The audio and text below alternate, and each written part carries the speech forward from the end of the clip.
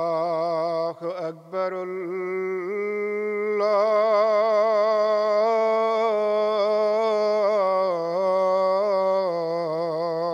أكبر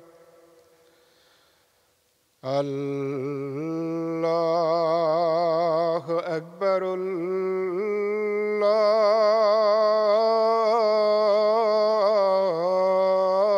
الله أكبر أشهد أن لا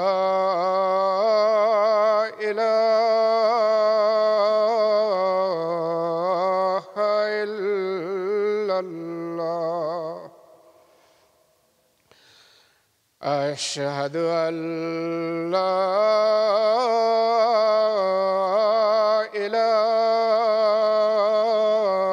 إله إلا الله أشهد أن محمدًا رسول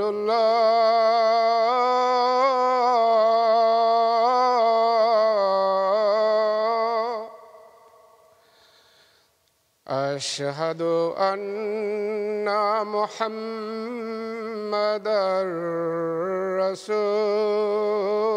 رسول الله حي على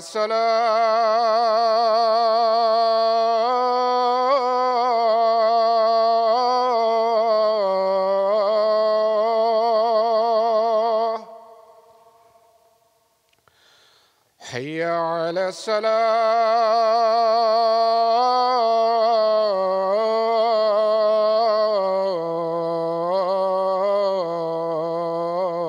الصلاة حي على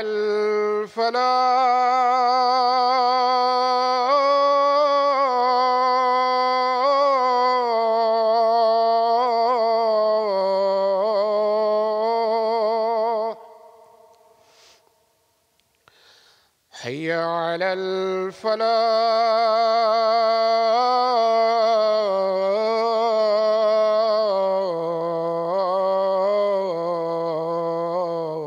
الفلاح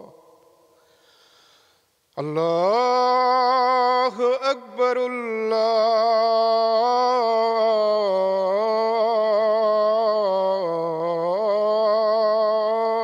الله أكبر لا إله إلا الله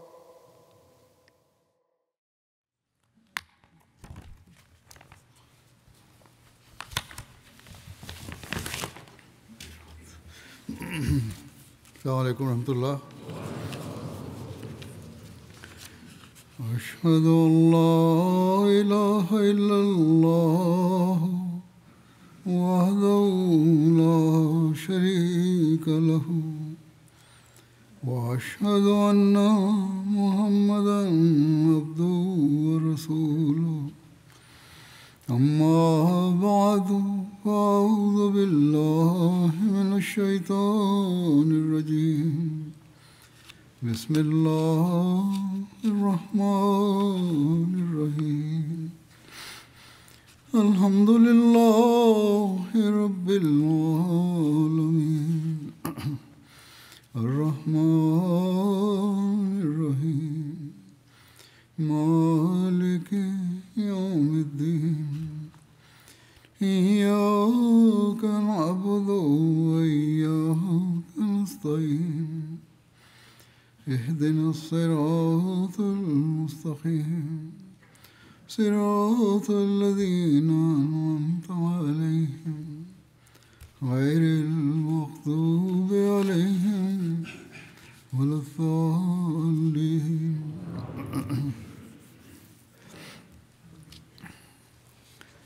آج بھی میں غزوہ تبوک کے واقعات کی مزید تفصیل بیان کروں گا. ایک شخص جد بن قیس کا واقعہ بیان ہوا ہے. یہ بھی منافقین میں سے ایک شخص تھا جو عبداللہ بن ابی کے بعد منافقین کا ایک دوسرا بڑا لیڈر تھا. عبداللہ بن ابی کے ساتھ مل کر مختلف سازشوں میں مصروف تھا. یہ وہی تھا جس نے صلح حدیبیہ کے موقع پر بھی بیعت نہیں کی تھی. اس نے بھی رسول اللہ صلی اللہ علیہ وسلم کی خدمت میں حاضر ہو کر جنگ پر نہ جانے کا عذر پیش کیا، لیکن یہ عذر بھی ایک عجیب و غریب اور بیہودہ قسم کا عذر تھا. چنانچہ لکھا ہے کہ غزوہ تبوک کے موقع پر رسول اللہ صلی اللہ علیہ وسلم نے جد بن قیس سے، جو بنو سلمہ کا رئیس تھا، فرمایا: اے جد، کیا تو اس سال بنو اسفر یعنی رومیوں کے جہاد میں چلے گا؟ اس نے کہا: یا رسول اللہ صلی اللہ علیہ وسلم، مجھے رخصت دیں اور فتنے میں نہ ڈالیں.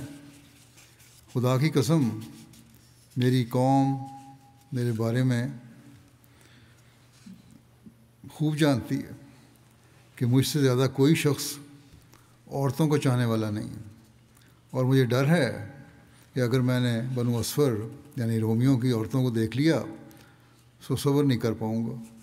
اس پر رسول اللہ صلی اللہ علیہ وسلم نے یہ بیہودہ جواب سن کر اسے اعراض کیا اور فرمایا: ٹھیک ہے، جاؤ، تمہیں اجازت ہے، کوئی ضرورت نہیں تمہیں جانے کی. اس کے بیٹے حضرت عبداللہ بن جد، جو بدری صحابی تھے اور بہت مخلص تھے، اپنے والد کے پاس آئے اور اس سے کہا: تم نے رسول اللہ صلی اللہ علیہ وسلم کی دعوت کیوں رد کی؟ اللہ کی قسم، بنو سلمہ میں تجھ سے زیادہ مالدار کوئی نہیں ہے. نہ تم خود نکل رہے ہو اور نہ کسی کو سوار کر رہے ہو، یعنی کسی مجاہد کی سواری کا انتظام وغیرہ بھی نہیں کر رہے.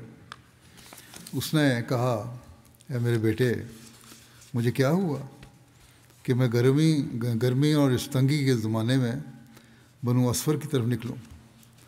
میرے بیٹے، میں اپنے گھر اور اپنے علاقے میں رہتے ہوئے بھی رومیوں کے خوف سے لرزتا ہوں. اس نے بیٹے کو جواب دیا: تو ایسے لوگوں سے جنگ لڑنے کے لیے میں ان کے علاقے میں کس طرح جا سکتا ہوں؟ میں تو گھر بیٹھے خوف زدہ ہوں. اے بیٹے، اللہ کی قسم، میں بڑا دانشور اور تجربہ کار ہوں، مجھے جنگوں سے بڑی واقفیت ہے. گویا وہ یہ کہہ رہا تھا کہ سپر پاور روم سے جنگ کرنا کوئی دانائی کی بات نہیں ہے. یہ ساری بات سن کر اس کا مخلص بیٹا ناراض ہو گیا اور کہنے لگا: نہیں، اللہ کی قسم، یہ نفاق ہے جس کی وجہ سے تم جنگ پر نہیں جا رہے، اور اللہ کی قسم، تمہارے بارے میں اللہ کے رسول پر ضرور قرآن نازل ہوگا. کہتے ہیں اس کے باپ نے اپنا جوتا اٹھایا اور ان کے منہ پر دے مارا. اس کا بیٹا واپس چلا گیا اور اس سے کوئی بات نہیں کی. ایک روایت میں ہے کہ جد بن قیس کے متعلق یہ آیت نازل ہوئی: وَمِنْهُمْ مَنْ يَقُولُ اُذْنِ لِي وَلَا تَفْتِنِّي. اور ان میں سے وہ بھی ہے جو کہتا ہے مجھے رخصت دے اور مجھے فتنہ میں نہ ڈال.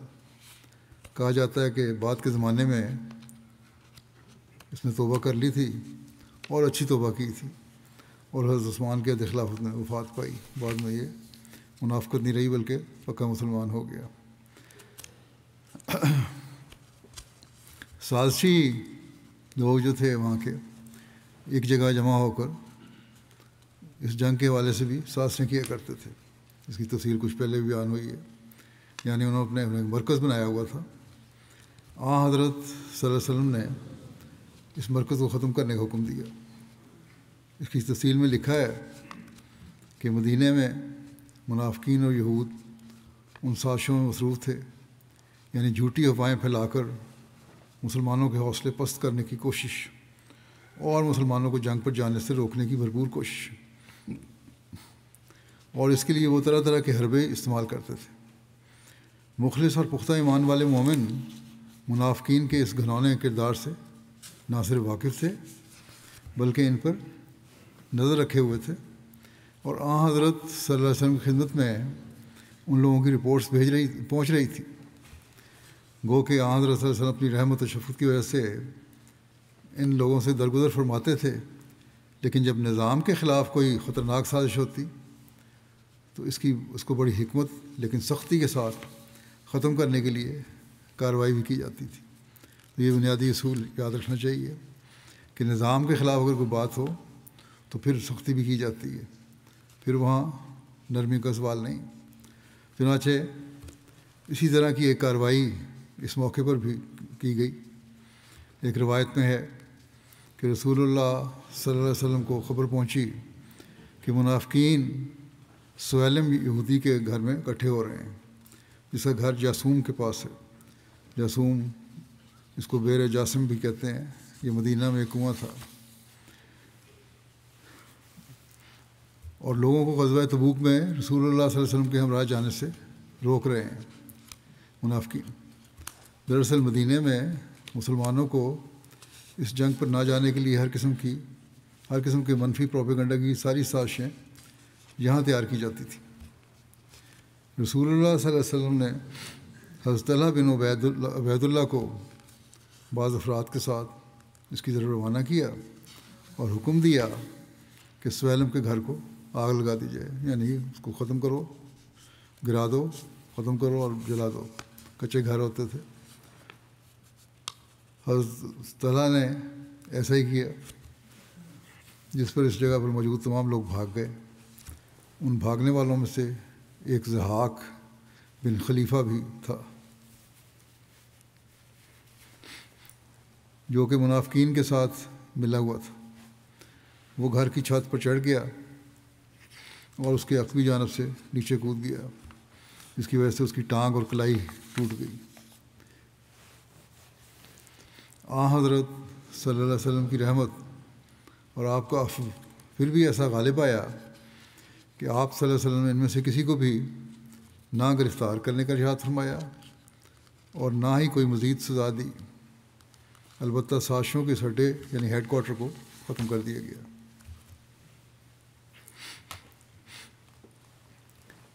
تبوک کے سفر کے لیے ہر کوئی تیاری میں مصروف تھا۔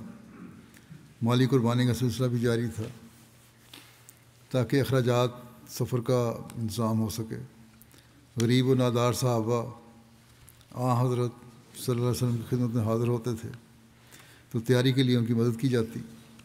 اسی طرح صاحب حیثیت لوگ ان صحابہ کو بھی سواریاں وغیرہ مہیا کر رہے تھے جن کے پاس سواری نہ تھی، کیونکہ سواری کے بغیر یہ سفر ممکن بھی نہ تھا۔ اور حضرت صلی اللہ علیہ وسلم کا بھی ارشاد تھا کہ ہمارے ساتھ وہی شخص جائے جو قوی ہو اور سفر کی مشقت برداشت کر سکتا ہو اور اسے سواری اور زیادہ راہ میسر ہو۔ اس موقع پر کچھ صحابہ روتے ہوئے رسول اللہ صلی اللہ علیہ وسلم کی خدمت میں حاضر ہوئے۔ انہوں نے آپ سے سواری کی درخواست کی اور وہ اس کے ضرورت مند تھے۔ رسول اللہ صلی اللہ علیہ وسلم نے فرمایا، میرے پاس تو اب کچھ نہیں جس پر تمہیں سوار کر سکوں۔ اس پر وہ روتے ہوئے واپس لوٹ گئے۔ ان صحابہ کے اخلاص و وفا اور بے بسی کی اس کیفیت کا بیان اللہ تعالیٰ نے قرآن کریم میں اس طرح کیا ہے کہ وَلَا عَلَى الَّذِينَ إِذَا مَا أَتَوْكَ لِتَحْمِلَهُمْ قُلْتَ لَا أَجِدُ مَا أَحْمِلُكُمْ عَلَيْهِ تَوَلَّوْا وَأَعْيُنُهُمْ تَفِيضُ مِنَ الدَّمْعِ حَزَنًا أَلَّا يَجِدُوا مَا يُنْفِقُونَ۔ اور نہ ان لوگوں پر کوئی الزام ہے جو تیرے پاس اس وقت آئے جب جنگ کا اعلان کیا گیا تھا، اس لیے کہ تو ان کو کوئی سواری مہیا کر دے، تو نے جواب دیا کہ میرے پاس کوئی چیز نہیں، اس پر میں تمہیں سوار کراؤں۔ اور یہ جواب سن کر وہ چلے گئے، اور اس غم سے ان کی آنکھوں سے آنسو بہہ رہے تھے کہ افسوس ان کے پاس کچھ نہیں جسے خدا کی راہ میں خرچ کریں۔ یہ سورہ توبہ کی آیت ہے۔ اس محرومی کے سبب سے، ان کی کثرت سے رونے کی وجہ سے، تاریخ و سیرت کی کتب میں ان کو بقاؤن کے نام سے یاد کیا جاتا ہے، یعنی بہت زیادہ رونے والے۔ ان کی تعداد کے متعلق اختلاف ہے، بعض کتب میں تو 18 کے قریب نام ملتے ہیں، البتہ زیادہ تر 7 کے ناموں پر اتفاق ہے۔ اس میں سالم بن عمیر، علبہ بن زید، ابو لیلہ، عبد الرحمن بن کعب، عمر بن حمام، عبداللہ بن مغفل مدنی، حرمی بن عبداللہ اور ارباز بن ساریہ شامل تھے۔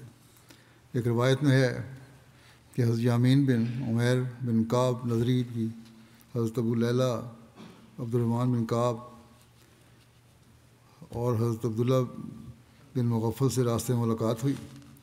یہ دونوں رو رہے تھے۔ انہوں نے ان دونوں سے پوچھا، کیوں روتے ہو؟ انہوں نے کہا کہ ہم رسول اللہ صلی اللہ علیہ وسلم کے پاس گئے تھے کہ آپ ہمیں سواری مرحمت فرمائیں، مگر وہاں بھی ہمیں کوئی سواری نہیں ملی، اور خود ہمارے پاس اتنا مال و دولت میسر نہیں ہے کہ سواری کا بندوبست کر سکیں اور آپ کے ساتھ جہاد کے لیے جا سکیں۔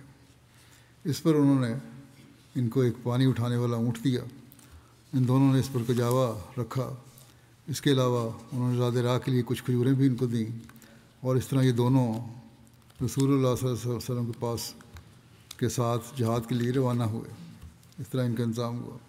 اسی طرح حضرت عباس کو پتہ چلا تو انہوں نے بھی 2 صحابہ کو سواری اور زاد راہ مہیا کر دیا، اور بقیہ 3 کو حضرت عثمان نے سواری اور زاد راہ دے دیا۔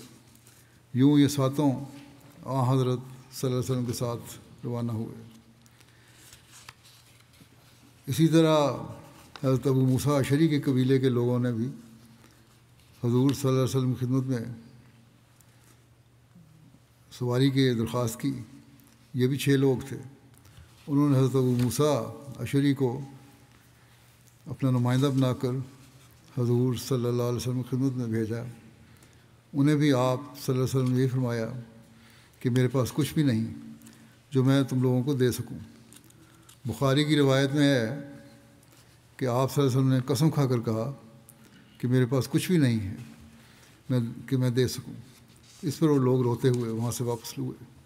لیکن اسی دوران آپ صلی اللہ علیہ وسلم نے حضرت سعد بن عبادہ سے اونٹ خریدے اور حضرت ابو موسیٰ اشعری کو بلا بھیجا اور فرمایا یہ اونٹ لے جاؤ اور خود اور اپنے ساتھیوں کو دے دو۔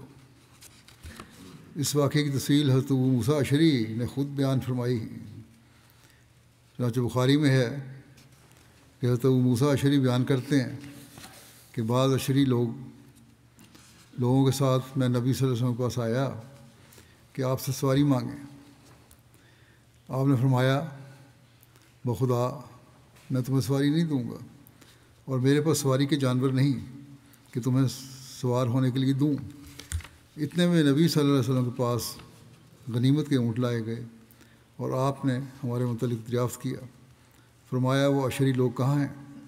اور آپ نے 5 اونٹ جو سفید کوہان والے تھے ہمیں دینے کے لیے ارشاد فرمایا۔ جب ہم چلے گئے ہم نے کہا ہم نے جو کیا ہے وہ ہمیں کبھی مبارک نہیں ہوگا۔ ہم یہ خیال کر کے آپ کے پاس واپس گئے اور ہم نے کہا کہ آپ سے ہم نے درخواست کی تھی کہ ہمیں سواری دیں، اور آپ نے قسم کھائی کہ آپ ہمیں سواری نہیں دیں گے۔ کیا آپ بھول گئے؟ کیا ہمیں قسم کھائی کہ سواری نہیں دوں گا تمہیں؟ آپ نے فرمایا میں نے تمہیں سواری نہیں دی بلکہ اللہ ہی نے تمہیں سواری دی ہے، اور میں تو بخدا جو قسم بھی ایسی کھا بیٹھوں کہ پھر اس کے سوا کسی اور بات کو بہتر سمجھوں تو انشاءاللہ ضرور وہی بات کروں گا جو بہتر ہوگی، اور اس قسم کا کفارہ کر دوں گا. یہ قسم میں نے کھائی تھی لیکن بعد میں انتظام ہو گیا, تو اللہ تعالیٰ نے انتظام کیا ہے. اور اگر مجھے شک بھی ہو کہ میں نے ایسی قسم کھائی ہے لیکن اس کے مقابلے میں کوئی بہتر بات سامنے آتی ہے تو میں وہ قسم ختم کر دیتا ہوں اور اس کا کفارہ ادا کر دیتا ہوں. ایک دوسری روایت میں ہے کہ حضرت ابو موسیٰ اشعری سے روایت ہے کہ انہوں نے کہا میرے ساتھیوں نے مجھے رسول اللہ صلی اللہ علیہ وسلم کے پاس بھیجا کہ میں آپ سے ان کے لیے سواریاں مانگوں کیونکہ وہ بھی آپ کے ساتھ جیش اسرا میں ہیں اور یہی غزوہ تبوک ہے. میں نے کہا اے اللہ کے نبی صلی اللہ علیہ وسلم, میرے ساتھیوں نے مجھے آپ کے پاس بھیجا ہے کہ آپ انہیں سواریاں دیں. آپ نے فرمایا اللہ کی قسم کوئی سواری نہیں کہ تمہیں دوں. اور میں نے اتفاقاً آپ سے ایسے وقت میں مطالبہ کیا کہ جب آپ ذرا غصے میں تھے اور میں نہیں جانتا تھا. میں تو نبی صلی اللہ علیہ وسلم کے اس انکار سے نیز اس خوف سے کہ کہیں نبی صلی اللہ علیہ وسلم اپنے دل میں مجھ پر ناراض نہ ہو گئے ہوں, غمگین ہو کر لوٹ آیا. میں اپنے ساتھیوں کے پاس واپس آ گیا اور جو نبی صلی اللہ علیہ وسلم نے فرمایا تھا میں نے ان کو بتایا. بہت تھوڑی دیر گزری تھی کہ میں نے بلال کو سنا کہ وہ پکار رہے تھے عبداللہ بن قیس. میں نے ان کو جواب دیا. انہوں نے کہا کہ رسول اللہ صلی اللہ علیہ وسلم کے پاس جاؤ, تمہیں بلا رہے ہیں. یہ اعلان کرنے کا طریقہ تھا بلانے کا, وہاں لاؤڈ اسپیکر تو تھے نہیں, اسی طرح اعلان کیا جاتا تھا. جب میں آپ کے پاس آیا آپ نے فرمایا یہ اونٹوں کے جوڑے لے لو. اور یہ جوڑے یعنی 6 اونٹ آپ نے ان کو حضرت سعد سے اسی وقت خریدے تھے. فرمایا جاؤ اپنے ساتھیوں کے پاس لے جاؤ اور انہیں کہو کہ اللہ یا فرمایا کہ رسول اللہ صلی اللہ علیہ وسلم تمہیں یہ سوار ہونے کے لیے دیتے ہیں اور اس پر سوار ہو جاؤ. چنانچہ میں وہ اونٹ لے کر ان کے پاس چلا گیا. میں نے کہا نبی صلی اللہ علیہ وسلم یہ اونٹ تمہیں سواری کے لیے دیتے ہیں مگر میں اللہ کی قسم تمہیں سوار ہونے نہیں دوں گا تا وقت ہے کہ تم میں سے کوئی میرے ساتھ اس شخص کے پاس نہ جائے جس نے رسول اللہ صلی اللہ علیہ وسلم سے وہ بات سنی تھی, یا یہ نہ سمجھو کہ میں نے خود تم سے کوئی بات بیان کی تھی جو رسول اللہ صلی اللہ علیہ وسلم نے نہیں فرمائی تھی. وہ کہنے لگے ہم تو آپ کے اپنے نزدیک سچا سمجھتے ہیں. پہلے انکار کیا تھا نا کہ آپ نے فرمایا انکار کیا ہے, تو انہوں نے کہا کہ مجھے بڑے محتاط تھے کہ کہیں یہ نہ سمجھو کہ پہلی دفعہ میں نے تمہیں اپنے پاس سے بات کر دی تھی کیونکہ تھوڑی دیر بعد اونٹ لے آیا ہوں. حقیقت یہی ہے کہ اگر کوئی آدمی تم میں سے وہ موجود تھا اس کو بلاؤ تاکہ وہ میرا گواہ بنے کہ آپ صلی اللہ نے پہلے یہی جواب دیا تھا اور پھر بعد میں اونٹوں کا انتظام ہوگا. بہرحال لوگوں نے کہا کہ ہم تو آپ کو اپنے نزدیک سچا سمجھتے ہیں اور ہم ضرور وہی کریں گے جو آپ پسند کریں گے. حضرت ابو موسیٰ ان میں سے چند آدمی لے کر چلے گئے یہاں تک کہ ان لوگوں کے پاس آئے جنہوں نے رسول اللہ صلی اللہ علیہ وسلم کی بات سنی تھی, یعنی رسول اللہ صلی اللہ علیہ وسلم کا ان کو دینے سے انکار کرنا پھر اس کے بعد ان کو دینا. تو انہوں نے ان سے وہی بیان کیا جو حضرت ابو موسیٰ نے ان سے بیان کیا تھا. حضرت صلی اللہ علیہ وسلم کے قسم کھانے کے متعلق اس کی وضاحت کہ کیا وجہ ہے اس کی اور پھر کیا اہمیت ہے قسم کی, حضرت مسلم موعود نے بھی ایک تفسیر میں بیان کیا ہے. لکھتے ہیں کہ یہاں ایک سوال پیدا ہوتا ہے کہ آپ کے پاس سواری تھی ہی نہیں تو آپ نے یہ قسم کیوں کھائی کہ خدا کی قسم میں تمہیں سواری نہیں دوں گا. قرآن کریم, احادیث اور تاریخ سے معلوم ہوتا ہے کہ در حقیقت آپ کے پاس سواری تھی ہی نہیں, اور قسم کے معنی یہ ہیں کہ کوئی چیز موجود ہو اور دینے سے انکار کر دیا جائے. اب کیا کوئی یہ قسم کھا سکتا ہے کہ میں چاند کے پاس نہیں جاؤں گا یا میں سورج کے پاس نہیں جاؤں گا, یا کوئی یہ قسم کھاتا ہے کہ میں ایک ہی دفعہ ہاتھی نہیں نکلوں گا. اسی طرح سوال یہ ہے کہ جب آپ کے پاس سواری ہی نہ تھی تو آپ نے قسم کیوں کھائی؟ اس کا جواب یہ ہے کہ غیر متمدن اور غیر مہذب لوگ دوسرے کی بات کا اعتبار نہیں کرتے جب تک قسم نہ کھائی جائے. ہمارے پاس بعض اوقات ایسے لوگ آتے ہیں جو کہتے ہیں کہ ہمارا فلاں کام کرا دیں. ہم کہتے ہیں یہ کام ہم نہیں کر سکتے. وہ کہتے ہیں کہ آپ سب کچھ کر سکتے ہیں. گویا ہم کام تو کر سکتے ہیں مگر جھوٹ بولتے ہیں کہ ہم نہیں کر سکتے. اسی طرح وہ لوگ بھی غیر متمدن اور غیر مہذب تھے.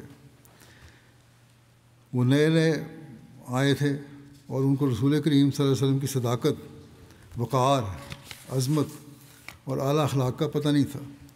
جب آپ نے ان سے فرمایا کہ میرے پاس سواری نہیں ہے تو انہوں نے سمجھا کہ سواری تو ہے مگر آپ انکار کر رہے ہیں. اس لیے اصرار کیا کہ آپ تو بادشاہ ہیں، آپ کے پاس سواریاں کیوں نہیں ہوں گی.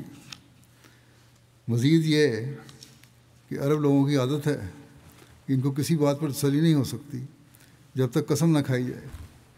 معمولی باتوں پر وہ واللہ، باللہ، سمت اللہ کہتے رہتے ہیں. اس لیے ان کی سواری مانگنے کے اصرار کا ایک ہی جواب تھا کہ آپ قسم کھاتے، کیونکہ ان لوگوں نے آپ کے جواب کو عذر اور بہانہ سمجھا تھا. اس لیے آپ نے ان کی تسلی کے لیے اور پیچھا چھڑانے کے لیے قسم کھائی. وہ چلے گئے تو سواری بھی آ گئی بعد میں، اور آپ نے دوبارہ ان کو بلا کر سواری دے دی. بس وہ قسم اس لیے تھی کہ میرا وقت ضائع نہ کرو.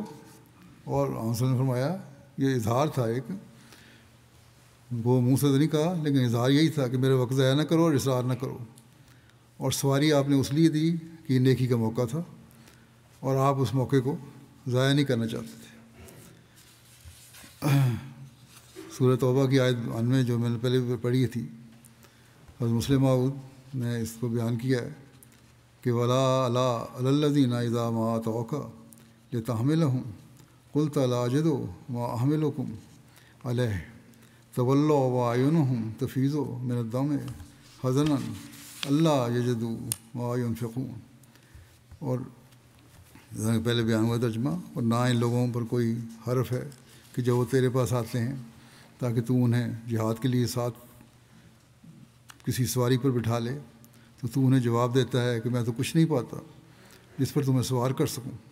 اس پر وہ اس حال میں واپس ہوتے ہیں کہ ان کی آنکھیں اس غم سے آنسو بہا رہی ہوتی ہیں کہ وہ کچھ نہیں رکھتے جسے راہ مولا میں خرچ کر سکیں. کی تفسیر میں آپ نے لکھا کہ یہ آیت اپنے اطلاق کے لحاظ سے عام ہی ہے، مگر جن اشخاص کی طرف اشارہ ہے وہ 7 غریب مسلمان تھے جو جہاد پر جانے کے لیے بےتاب تھے مگر اپنے دل کی خواہش کو پورا کرنے کے سامان نہیں رکھتے تھے. یہ لوگ حضرت صلی اللہ علیہ وسلم حاضر ہوئے اور عرض کیا کہ ہمارے لیے سواری کا انتظام فرما دیں. حضرت صلی اللہ علیہ وسلم نے فرمایا کہ افسوس ہے میں کوئی انتظام نہیں کر سکتا. تو ان کو بڑی تکلیف ہوئی، ان کی آنکھوں میں آنسو بھر آئے اور وہ واپس چلے گئے. کہتے ہیں کہ ان کے چلے جانے کے بعد حضرت عثمان نے 3 اونٹ دیے اور 4 دوسرے مسلمانوں نے دیے.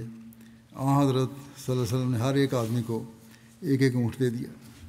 قرآن نے یہ واقعہ اس لیے بیان کیا ہے تاکہ ان غریب مسلمانوں کے اخلاص کا مقابلہ کر کے دکھائے جو تھے تو مالدار اور سفر پر جانے کے ذرائع بھی رکھتے تھے مگر جھوٹے عذر تلاش کرتے تھے. ایک طرف سے یہ حالت ہے غریبوں کی، لیکن ایک جوش ہے، جذبہ ہے، ایمان ہے.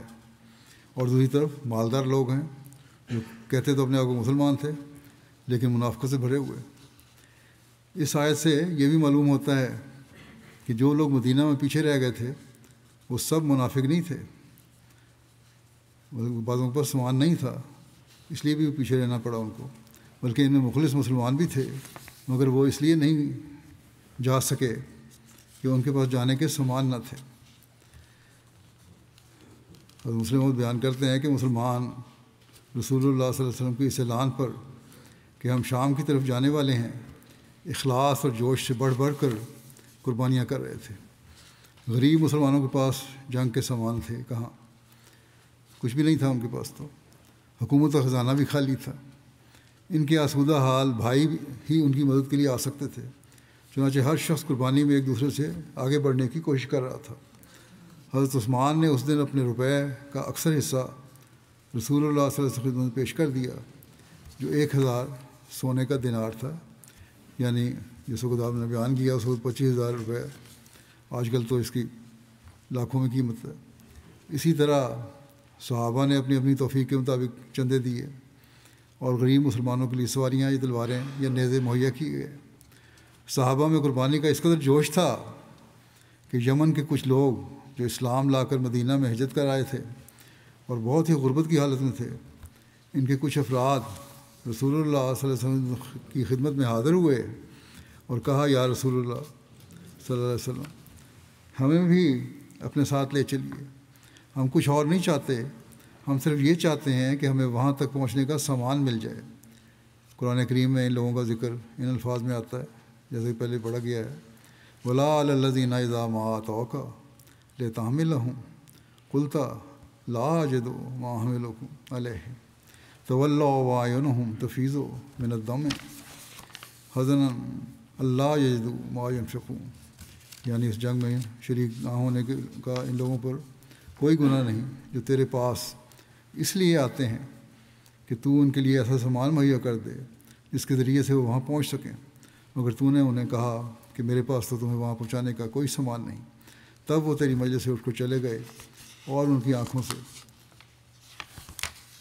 اس غم میں آنسو بہتے تھے کہ افسوس ان کے پاس کوئی مال نہیں جس کو خرچ کر کے وہ آج اسلامی خدمت کر سکے۔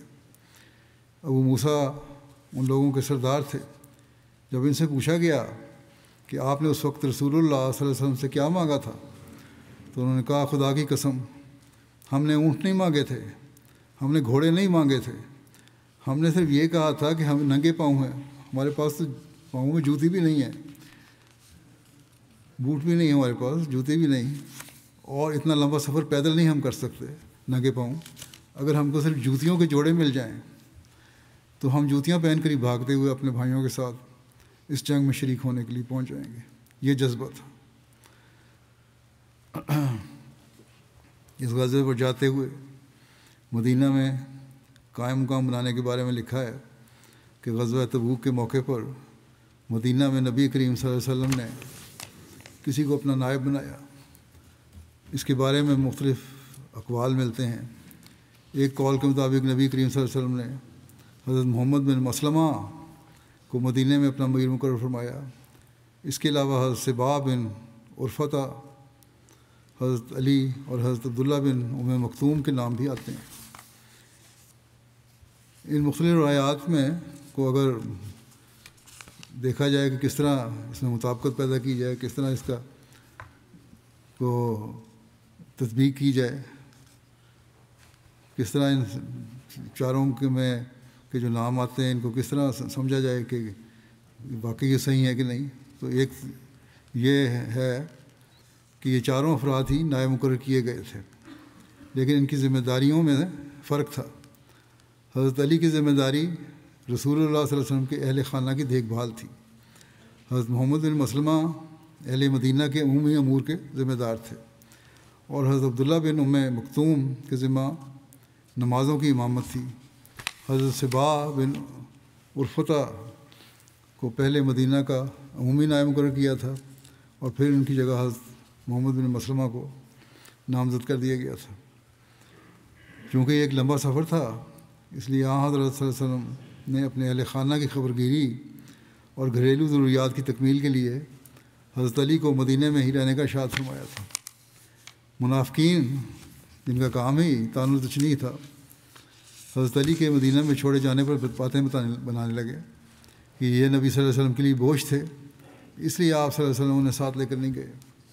ان طعنوں کو سن کر یا ارد گرد منافقین کو دیکھ کر خود ہی گھبرا کر حضرت علی نے اسلحہ لیا اور حضرت صلی اللہ علیہ وسلم کی خدمت میں حاضر ہو گئے۔ آپ صلی اللہ علیہ وسلم ابھی مدینہ سے 3 کلومیٹر کے فاصلے پر جرف مقام پر ہی مقیم تھے۔ حضرت علی نے اپنے فکر اور گھبراہٹ کا ذکر کیا اور عرض کیا کہ مجھے عورتوں اور بچوں میں چھوڑ آئے ہیں، میں طاقتور بھی ہوں، حیثیت بھی رکھتا ہوں۔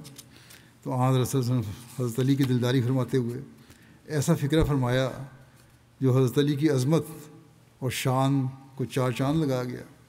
آپ صلی اللہ علیہ وسلم نے حضرت علی سے فرمایا، الا ترضی ان تکون منی بمنزلۃ ہارون من موسیٰ الا انہ لیس نبی بعدی، کہ اے علی، کیا تم خوش نہیں کہ تم میرے لیے ویسے ہی ہو جیسے ہارون موسیٰ کے لیے، سوائے اس کے کہ تم میرے بعد نبی نہیں۔ یعنی حضرت موسیٰ جب کوہ طور پر تشریف لے گئے تو ان کے پیچھے حضرت ہارون حضرت موسیٰ کے قائم مقام تھے، لیکن وہ تو نبی بھی تھے۔ تم بھی میرے قائم مقام ہو گئے لیکن نبی نہیں ہو گئے۔ تبوک کے لیے مسلمانوں کی تعداد کے بارے میں لکھا ہے کہ رسول اللہ صلی اللہ علیہ وسلم جنگ کی تیاری کے لیے ہر قسم کے ساری اسباب کرنے کے بعد دعا کی طرف متوجہ ہوئے، اور تیاری کے آغاز سے لے کر تبوک کی طرف روانگی تک یہ دعا کرتے رہے، اللہم ان تہلک حاضل اصابت فلن توبد فی الارض۔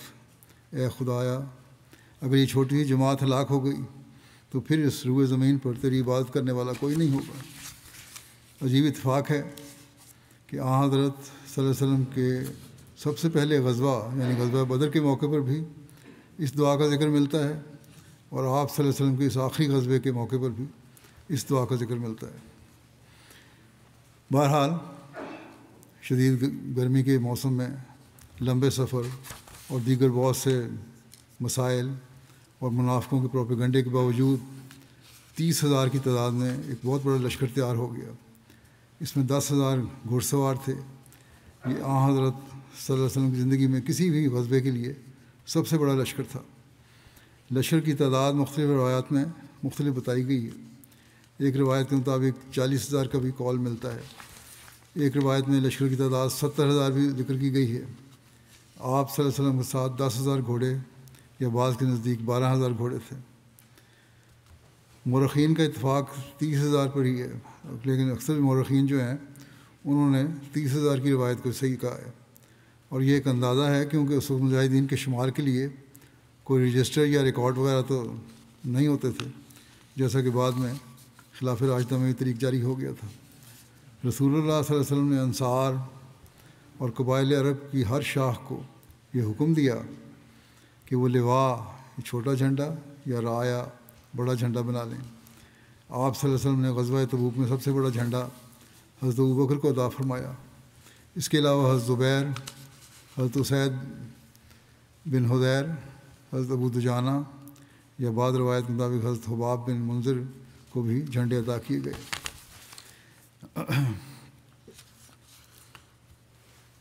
سے قافلوں سے نکلتے تھے تو کوئی نہ کوئی گائیڈ جو رستوں کا اچھی طرح واقف ہو وہ بھی رکھا جاتا تھا۔ اس کے تقرر کے بارے میں ذکر ہے کہ غزوہ تبوک کے موقع پر رسول اللہ صلی اللہ علیہ وسلم نے راہبر کے طور پر علقمہ بن فغوا خزائی اور اس کے والد کو منتخب فرمایا، جو رستوں سے اچھی طرح واقف تھے اور صحیح رستے سے لے جا سکتے تھے جب تر۔ حضرت کعب بن مالک بیان کرتے ہیں کہ غزوہ تبوک کے لیے نبی کریم صلی اللہ علیہ وسلم جمعرات کے دن نکلے، اور آپ جمعرات کے دن سفر کرنا پسند کرتے تھے۔ عمومی دستور کے مطابق مدینہ سے کچھ فاصلے پر ثنیۃ الوداع کے مقام پر لوگ جمع ہونا شروع ہو گئے، اور پھر جب ساری تیاری ہو گئی تو رسول اللہ صلی اللہ علیہ وسلم مدینہ سے تبوک کی طرف روانہ ہوئے۔ رئیس المنافقین عبداللہ بن ابی بن سلول بھی اپنے ایک آخری منافقانہ حربے کے طور پر ایک لشکر لے کر ثنیۃ الوداع کے نچلی طرف کوہ زباب پر پڑاؤ کیے ہوئے تھا، اور یہی تاثر دیے ہوئے تھا کہ جیسے وہ بھی مسلمانوں کے ساتھ تبوک کے لیے تیار ہے۔ لیکن جو ہی حضرت صلی اللہ علیہ وسلم نے لشکر کو تیاری کا حکم دیا تو عبداللہ بن ابی یہ کہہ کر اپنے لشکر سمیت، یہ کہا جاتا ہے کہ اس کا لشکر، یہ بھی کہا جاتا ہے کہ اس کا لشکر کافی بڑی تعداد میں تھا، مدینہ واپس آ گیا کہ یہ مسلمان رومیوں کے ساتھ جنگ کو ایک کھیل سمجھ رہے ہیں۔ یہ کہتے ہوئے آ گیا، یہ کوئی کھیل تو نہیں ہے، رومی بہت بڑی حکومت ہے۔ اتنی سخت گرمی اور ان حالات میں اتنا دور کا سفر کوئی سمجھداری کا کام نہیں، یہ کہا اس نے۔ کہنے لگا میں تو محمد صلی اللہ علیہ وسلم کے ساتھیوں کو رومیوں کے ہاتھوں میں قیدی کے طور پر دیکھ رہا ہوں۔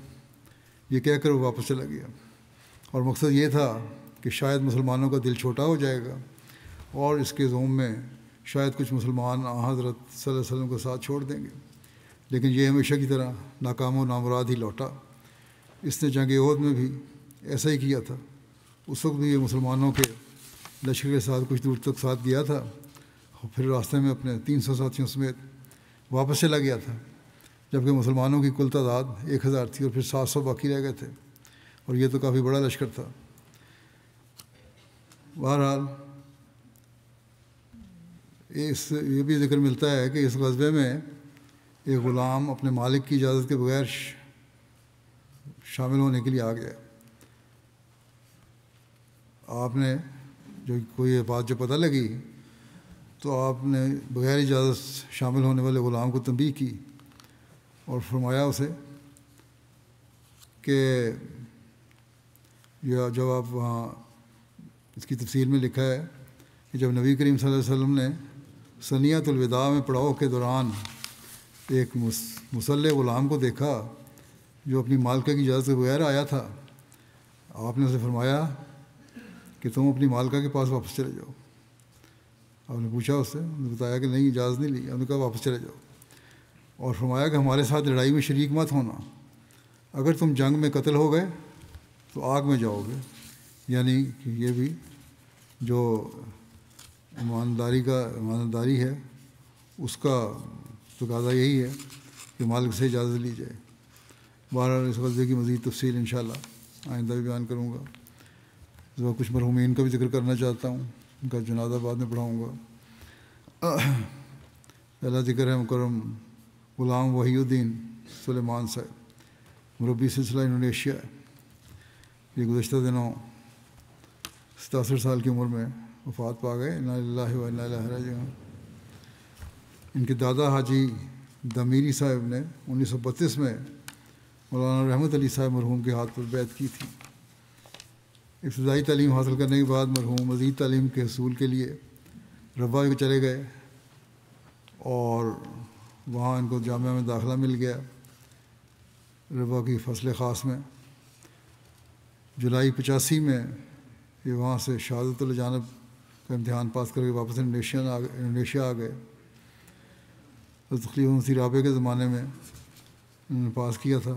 آپ نے ان کا تقرر انڈونیشیا میں جکارتا اور وہاں کے مختلف شہروں میں کیا، اور علاقائی مبلغ کے طور پہ یہ کام کرتے رہے، اور اسی طرح مرکزی کمیٹیوں کے بھی ممبر رہے. ان کا عرصہ خدمت کم و بیش 40 سال ہے. ان کے پسماندگان میں 2 بیٹے اور 1 بیٹی شامل ہیں. ان کے ایک بیٹے مصلح الدین احسان صاحب مربی سلسلہ ہیں، اور وہ بھی وہیں خدمت انجام دے رہے ہیں. آپ کے بارے میں سب ملنے والوں اور عزیزوں نے ان باتوں کا اظہار کیا ہے کہ ایک مخلص، سادہ اور بے حد محبت کرنے والے انسان تھے. اپنی زندگی ہمیشہ خدمت دین سلسلہ احمدیہ اور دوسروں کی بھلائی کے لیے وقف کر رکھی تھی. آپ کے اندر عاجزی، نرمی اور اصول پسندی نمایاں تھی.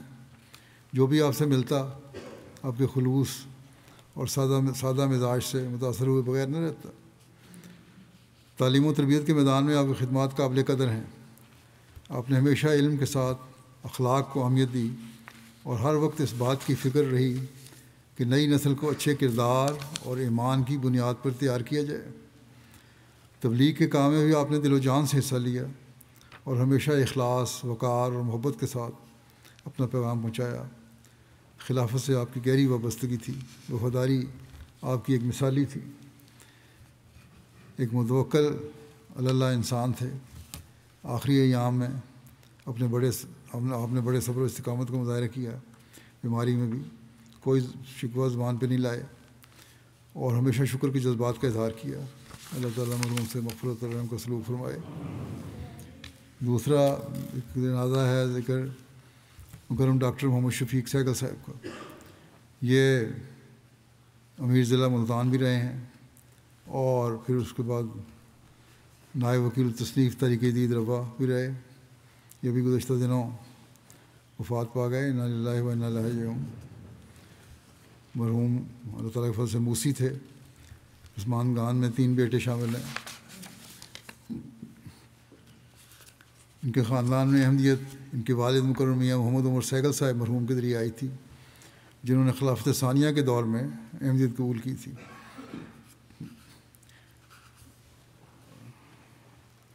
انہوں نے ڈاکٹر صاحب نے پی ایچ ڈی ڈاکٹر تھے، میٹرک کے بعد وقف کر دیا مسلم موت کی خدمت میں پیش کیا اپنے آپ کو، اور آپ نے فرمایا کہ تعلیم حاصل کرو۔ اس وقت فضل عمر ریسرچ سینٹر بنانے کا پروگرام تھا، تو بہرحال تعلیم حاصل کرنے کے لیے ایک سائنس میں دلچسپی تھی، تو انہوں نے پہلے ایم ایس سی کیمسٹری کی وہاں سے، پھر یہاں یو کے سے کیمسٹری میں پی ایچ ڈی کی، اور آپ کو یہ بھی اعزاز حاصل ہے کہ آپ کے ایک استاد نوبل پرائز ونر بھی تھے۔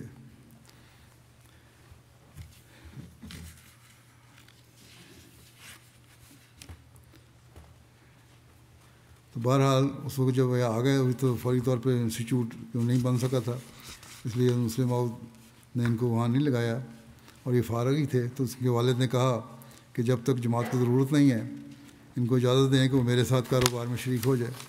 چنانچہ وہ اپنے والد کے ساتھ کاروبار میں شریک ہو گئے، لیکن اس کے ساتھ ہی مختلف حیثیتوں میں جماعتی خدمت کی بھی ان کو توفیق ملی۔ تقریباً 14-15 سال بطور امیر ضلع ملتان خدمت توفیق پائی۔ اسی طرح فرقان فورس میں بھی شامل ہوئے۔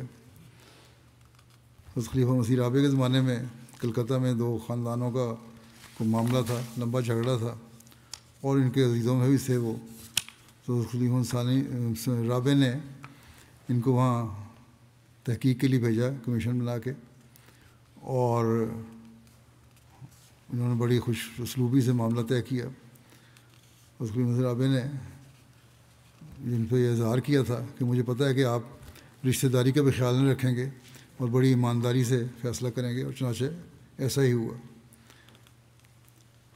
1991 میں حضرت خلیفہ مسیح رابع کے ارشاد پر یہ یوگنڈا بھی گئے، وہاں آئل مل نصب کرنی تھی، اپنی نگرانی میں وہاں آئل مل لگوائی، اور اسی طرح مختلف افریقہ کے 3 اور ممالک میں، ایک یورپین ملک میں بھی ان کو بعض ذمہ داریاں سپرد کی گئیں جو انہوں نے سر انجام دیں۔ یہ احساس ان پہ ہمیشہ غالب رہا، چاہے وہ اپنا بزنس ہی کرتے تھے، ان کی اپنی بھی بڑی آئل مل تھی ملتان میں، ایڈیبل آئل جو ہے۔ یہ ہمیشہ احساس غالب رہا کہ میں واقفی زندگی ہوں، اور اپنی کاروباری مصروفیات کو بھی جماعتی کاموں پر قربان کر دیتے تھے۔ بہرحال 2003 میں انہوں نے مجھے لکھا کہ اب میں وقف کرنا چاہتا ہوں، باقی زندگی خدمت کرنا چاہتا ہوں۔ چنانچہ میں نے ان کو وہاں طریقۂ دید میں نائب وکیل تصنیف کے طور پر لگایا۔ پڑھے لکھے تھے، انگریزی بھی اچھی تھی، دینی علم بھی تھا، تو یہ کام انہوں نے بڑی خوش اسلوبی سے انجام دیا۔ ان کے بیٹے محمود سیکل صاحب کہتے ہیں ایک فعال با مقصد اور عبادت گزار زندگی گزارنے کی توفیق پائی انہوں نے۔ قرآن کریم کی تلاوت اور اس کے مضامین پر تدبر کرنا بھی آپ کو خاص وصف تھا۔ آپ کی وفات پر افسوس کرنے والوں میں سے اکثر نے یہی کہا کہ آپ کے مزاج میں نرمی تھی، شفقت رکھنے والے، اخلاص کے جذبہ سے سرشار تھے، محبت کرنے والے انسان تھے، اور رہنمائی اور تربیت کا بہت پیارا انداز تھا ان کا تربیت کا۔ کہتے ہیں ہم ہمیشہ نظام جماعت کی اطاعت کی تلقین کرتے، اور کہتے کہ اپنی رائے صرف مناسب فورم پر دو، ہر جگہ باتیں نہ کیا کرو، اگر کوئی بات دیکھو بھی کوئی اصلاح طلب۔ اور ہمیشہ یہ کہتے تھے کہ تم لوگوں کو نہ دیکھو، عہدیداروں کی طرف نہ دیکھو، تم نے خلیفہ وقت کی بیعت کی ہے، بس اس خیال رکھو کہ جو بات ہم نے کرنی ہے خلیفہ وقت سے کرنی ہے، اور اس سے وفا کا عہد پورا کرنا ہے۔ اللہ تعالیٰ ان سے مغفرت اور رحم کا سلوک فرمائے۔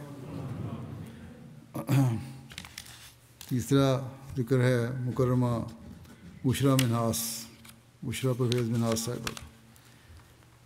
پرویز منہاس صاحب USA کی اہلیہ تھیں، یہ بھی گزشتہ دنوں وفات پا گئیں، انا للہ و انا الیہ راجعون۔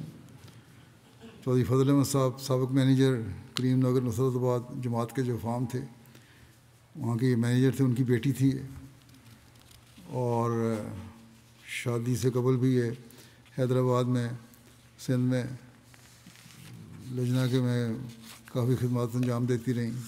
پھر راول پنڈی رہیں، یہاں بھی ان کو خدمت کرنے کا موقع ملا. امریکہ چلی گئی ہیں حامد کے ساتھ، تو وہاں حلقہ کی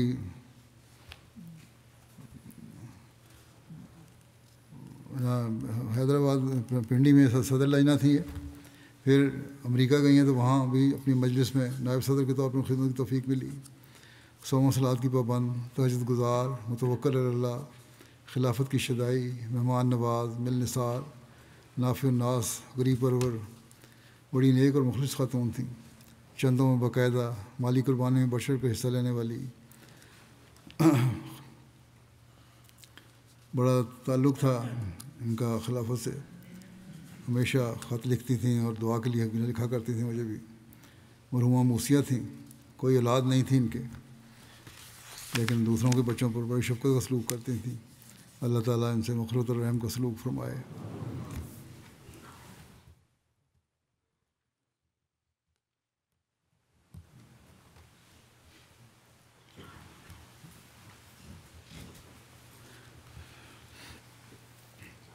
الحمد للہ